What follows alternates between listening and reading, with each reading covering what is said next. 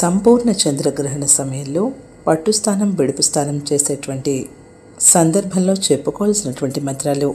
స్వస్థానం గమ్యతో రాహో త్వజతాం చంద్ర సంగమం పరమచండాల యోనేత్వం మమ పాపక్షయం కురు. ఇది పట్టుస్థానం సమయంలో ఉచ్చరించాల్సినటువంటి మంత్రం.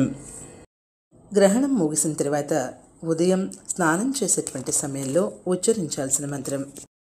యదా పదో విముక్తోసి రాహోర్వదన సంకటాత్ తదా త్వం రోహిణీనాథ ఆపదో మాం విమోచయ.